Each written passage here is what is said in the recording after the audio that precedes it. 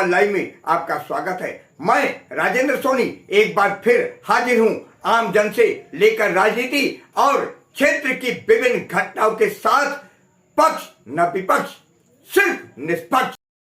जहां उत्तर प्रदेश में सुशासन कायम करने की बात कही जाती है, तो वहीं गाजियाबाद जिले के लोनी विधानसभा में रिश्वतखोरी और किस्तों में प्लाट खरीदकर सिर पर छत बनाने का सपना देखने वाले परिवारों की जमीन पर जबरन कब्जा कर उसे हड़पने वालों, सालों पुराने मंदिर पर अवैध रूप से कब्जा करने वाली जैसी घटनाएं चरम पर हैं। लोनी पुलिस प्रशासन भी चंद रुपयों के लालच में भूमाफिया तथा अवैध कब्जे कर उन्हें फर्जी तरीके से कई बार बेचने वालों के साथ खड़ा दिखाई देता है और अपनी जमीन का सपना देखने वाला पीड़ित परिवार ठगा सा रह जाता है। जब वो न्याय की उम्मीद में पुलिस थाने या चौकी जाता है, तो वहाँ उसकी मदद करने के बजाय उसे धमका कर भगा दिया जाता है। यदि कभी हिम्मत करके वह सूबे के मुख्यमंत्री पोर्टल पर शिकायत करता भी है, तो वहाँ भी उसे नाकामी ही मिलती है। इन्हीं सब मुद्दों को लेकर आज लोनी के जवाहर नगर 2 नंबर स्थित रेड फ्लेम रेस्टोरेंट में प्रेस वार्ता आयोजित की गई। राष्ट्रवादी सवर्ण महासंघ के तत्वाधान में आयोजित प्रेस वार्ता में महासंघ के अध्यक्ष पंडित सतीश शर्मा के अलावा अजय चौरासिया, मनीष सिंह सहित कई पीड़ित परिवार भी मौजूद रहे। देखिए आज की ये रिपोर्ट।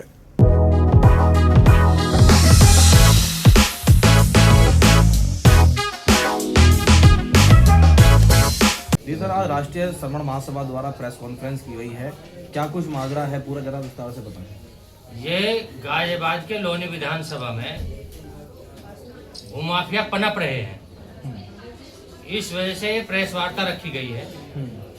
जगह जगह कब्जे करे जा रहे हैं और एसडीएम, डीएम, कमिश्नर, सारे अधिकारी मौन हैं। कोई भी सत्यता की बात कर ही नहीं रहा, न कोई कार्रवाई कर रहा। कब से ये कब्जे किए जा रहे हैं, कब से शिकायतें आपको मिली हैं? मुझे तो शिकायतें कई सालों से मिली, लेकिन मजबूरन होकर जब मैं भी उनके साथ चला गया तो मुझे मजबूरन आना पड़ा। क्या प्रेस कॉन्फ्रेंस के अलावा सरकार की कान पे जू नहीं चल रही। आप किस अधिकारी से मिले हों, आपने शिकायत दी हो जिस पर कार्रवाई ना हुई हो, ऐसा कोई चिन्हित पॉइंट बताएं, ऐसी कोई जगह कॉलोनी बताएं जहां पर अभी भी सक्रिय है भूमाफिया? अभी भी सक्रिय है, जैसे लोनी विधानसभा में लगा लो आप, सट घाट पर कब्जा हो रखा है डीएलएफ में। आप जो है सबलूगढ़ी में लगा लो, सबलूगढ़ी में 84 जी ने जमीन खरीदी थी, पार्टियों की जमीन पर कब्जा हो गया, दाखिल खारिज हो गए। और इससे ज्यादा और क्या दूं, मैं खुद कमिश्नर साहब से मिला, ब्रजेश पाठक डिप्टी सीएम से मिला, केशव प्रसाद मौर्य जी से मिला, खुद कमिश्नर से मिलकर एसीपी लोनी से मिला, एसएचओ से मिला, दरोगा तक से मिला, कोई कार्रवाई नहीं हो रही है। समस्या नहीं सॉल्व आउट हुई? समस्या किसी के बस की है ही नहीं सॉर्ट आउट करनी। मुख्यमंत्री से मिले आप, डिप्टी सीएम से भी मिले जा रहे हैं आप, फिर भी समस्या का कोई समाधान नहीं हो रहा है। अगर यही ऐसा चलता रहा तो कोई लोनी में जमीन ही नहीं खरीद देगा। अगर बेचारा कोई 25-50 गज खरीद भी लेता है आकर के, तो उसे उस पर आके कब्जा कर लेते हैं। किस तरह की जमीनों पर कब्जा किया जा रहा है? ऐसा है, यहाँ सरकारी जमीन पे भी कब्जे हो रहे हैं, यहाँ निजी जमीनों पे भी कब्जे हो रहे हैं। और एक अभी कब्जा हुआ है 2,500 गज जमीन पे। ये कब्जा करने वाले लोग हैं महिपाल, संदीप फैसला, कुलदीप फैसला, कौशल्या, बाबू, लाला और अन्य लोग हैं इनके। क्या ये भी सरकारी जमीन है? सरकारी नहीं है, ये निजी है। ये बेचारों 25-50 गज लोगों की जमीन है। कहाँ के लोग रहने वाले हैं? ये प्रवासी हैं? ये सब बिहार के हैं, पूर्वांचल के हैं, मध्य प्रदेश के हैं और कुछ लोग दिल्ली में रह रहे हैं। क्या इनके द्वारा कोई शिकायत जिलाधिकारी को दी गई? इनकी शिकायत जिलाधिकारी को दी गई, एसडीएम को आज ही देखा, आज भी दी और अब से पहले भी दी है। ये रिसीविंग उसकी। तो क्या आप ये कहना चाहते हैं कि उत्तरांचल, पूर्वांचल और मिथिलांचल के जो लोग यहाँ लोनी में निवास करते हैं उनको दबाया जा रहा है? बिल्कुल दबाया जा रहा है, 100% दबाया जा रहा है और डरा धमका के बैठाया भी जा रहा है उनको। और अभी थोड़ी देर बाद फिर मेरे पे भी आ जाएगा कुछ न कुछ। आप लोगों ने कोई कंप्लेंट दी हो इन भूमाफियों के खिलाफ, कोई एफआईआर लॉन्च हुई हो? एक एफआईआर हुई छूटमुट, उससे कुछ नहीं हुआ। वो बाहर सवाल बेल लेके अपने घूम रहे हैं। आप किस तरह की एफआईआर में सेक्शन हम ये चाहते हैं कि उनके खिलाफ सख्त से सख्त कार्रवाई होनी चाहिए, सभी के खिलाफ। उनके खिलाफ ऐसी कार्रवाई होनी चाहिए कि जो नजीर बने और कहे कि हाँ वाकई कार्रवाई हुई है। तमाम राजनीतिक दलों के नेताओं से मिलने के बाद भी कोई कार्रवाई अभी तक सुनिश्चित नहीं हुई है। अगर ये कार्रवाई नहीं हुई तो आपका या चौरसिया जी का अगला कदम क्या होगा? हमारा अगला कदम होगा सीधा लखनऊ कूच और आंदोलन करेंगे, धरने में बैठेंगे, अनशन करेंगे, जो भी कुछ करेंगे, लोगों को न्याय दिलवाने का काम करेंगे। कहाँ पर आंदोलन होगा आपका सबसे पहला? पहले तो आंदोलन लोनी में ही होगा, उसके बाद का पड़ाव कहाँ पर? उसके बाद फिर कमिश्नरेट चलेंगे। और एक बात और बताऊं, जब से कमिश्नरेट बनी ना, जब से तो और बुरा हाल हो गया। पहले एक अधिकारी होता था, आईपीएस अधिकारी, सब पे डंडा बरसाने का काम करता। पता कमिश्नरेट में कितने आईपीएस बैठे हैं, वो कलम वहाँ। भूमाफियों के नाम बताएं जरा, जिन इनके भूमाफियों के नाम है महिपाल, संदीप बैसला, कुलदीप बैसला, उनकी माँ है सोन कौशल्या, बाबू, अमित, लाला, ये सब पारिवारिक लोग हैं। कहाँ के रहने वाले हैं ये लोग? ये इस गाड़ी सब लोग हैं। सब किस तरह के लोग हैं? कोई आपराधिक इतिहास इनका? आपराधिक इतिहास सबका मिलेगा आपको।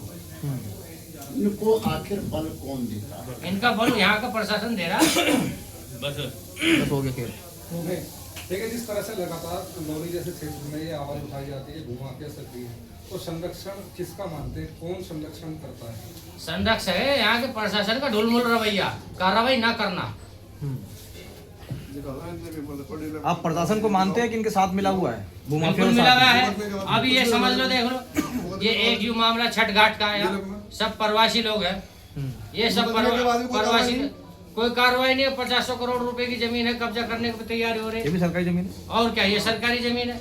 अच्छा, यहाँ के जो स्थानीय विधायक हैं, वो तो लगातार सड़क पर उतर कर इस तरह की बात करते हैं कि भूमाफियाओं को कब्जा मुक्त कराने की बात करते हैं, तो क्या अभी उनका ये मामला आपने नहीं पता है? वो सब तक गया हुआ है, जी, लेकिन कोई सब मौन है। अब मौन का मतलब समझ जाओ। जब आपके डिप्टी सीएम नहीं सुन पा रहे हैं, नहीं कार्रवाई कर पा रहे हैं, तो किस तरह को देखते हैं सरकार को आप? सरकार पे फिर तो प्रश्न चिन्ह उठता ही है, अगर कार्रवाई नहीं आप होती तो। अपने डिप्टी सीएम से भी मिलके आए, अपनी बात भी रखी, शिकायत भी दी, लेकिन उसके बाद भी भूमाफिया पर कार्रवाई नहीं हो रही है, तो क्या समझते हैं? ऐसा है, ये तो सिर्फ नाम के हैं डिप्टी सीएम। हाँ, सब नाम के ही हैं। चलती तो योगी जी की है, और योगी जी को भी लोग, नीचे के लोग गुमराह करते हैं। तो आप मुख्यमंत्री से मिले? मुख्यमंत्री से मिला जाएगा, अगर कार्रवाई नहीं हो तो मिलूंगा। सर, जैसे आपने बताया क्षेत्रीय जनप्रतिनिधि मौन है, क्या उनका मौन कहीं भूमाफियाओं को बढ़ावा देना तो नहीं है?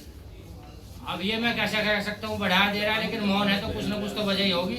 बाकी विधायक जी तो जा भी रहे हैं, और सारी जिम्मेदारी विधायक की तो है नहीं, कुछ लोग हमारी भी है। गर्मियाँ तेज थी, इसी को लेकर के यहाँ प्रेस वार्ता की गई।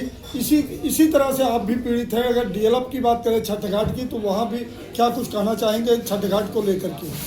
देखिए, छठ घाट जो आज के टाइम में करीब 10 बीघे जमीन है, 3 बीघे में 3000 गज पे बिजली घर बना हुआ है, 1000 गज के करीब छठ घाट बना हुआ है, ट्यूबवेल लगा हुआ है, कुछ खाली पड़ी है। इसमें भूजस्तंभ का प्रोग्राम होता है छठ का।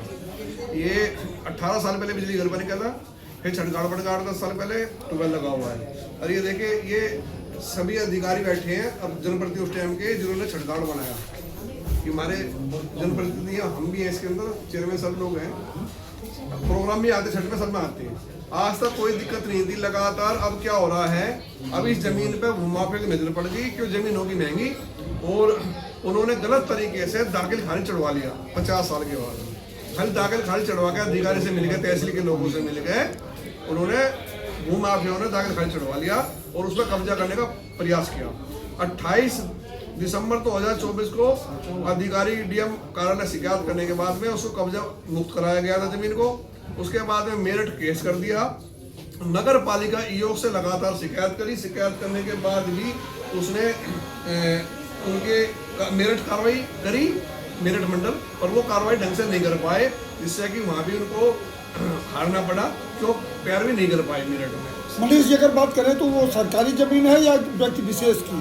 ये जमीन डीएलएफ कंपनी ने बीडीआई कंपनी के नाम पे खरीदी थी किसान से, और किसान से नहीं, किसी पार्टी से, किसान से किशोर ने खरीदी थी 1975 में, और बीडीआई कंपनी ने खरीदी 1987 में। लेने के बाद में इसका लैंड यूज चेंज हुआ, जीडीए गाजियाबाद से इसको अप्रूव कराया गया। अप्रूव कराने के बाद में इसको आम जनता को बेचा गया। बेचने के बाद में सन 2001 में नगर पालिका को हैंड ओवर कर दिया गया। हैंड ओवर का मतलब ये होता है इसका देख रेख, इसका मालिक नगर पालिका, लोनी का मतलब नगर पालिका मतलब सरकार। ये सरकारी जमीन ऐसे होती है, और इस पे आप भूमाफिया की नजर है और गलत तरीके से कब्जे करने का प्रयास करते रहते हैं। और नगर पालिका का ईओ जो है और कुछ अधिकारी तहसील के मिले हुए हैं, जिनकी वजह से उनके नाम चढ़ाए गए। मैंने अभी फिर के डीएम कार्यालय भी शिकायत दिखाया हूँ मैं इसकी अभी दोबारा से, ये 19/12/2000 को 19 को इसमें आदेश कराए गए हैं। अब भाई इसके जो गलत नाम चढ़ाए हैं इनके नाम कटवा के वापस डीएलएफ कंपनी की सहयोग कंपनी है उसके नाम चढ़ाए जाए। क्यों नाम ऐसे कैसे काट दिया भाई? किसी का नाम आपने बिना सोच समझे नाम काट दिया और किसी का नाम चढ़ा दिया, कोई वो तो है ही नहीं भाई। जहाँ लैंड यूज चेंज हो गया वहाँ पे खतौनी का काम नहीं होता है, वहाँ तो नक्शे चलते हैं। नक्शे के आधार पर जीडीए की नक्शा पास है और इस तरीके से वहाँ बिजली घर है, कम से कम 10,000 परिवार को बिजली मिल रही है। कई हजार परिवार वहाँ पे छठ पूजा करता है, धार्मिक स्थल है। इस तरीके से योगी सरकार काम कर रही है, बढ़िया काम करे, पर कुछ अधिकारी ऐसे हैं जो रिश्वतखोर हैं और वो अपने जेब भरने के लिए सरकार को बदनाम कर रहे हैं। अपने आसपास की खबरों के लिए देखना ना भूलें सशक्त आवाज लाइव न्यूज चैनल। सब्सक्राइब कीजिए एक लाइक के साथ।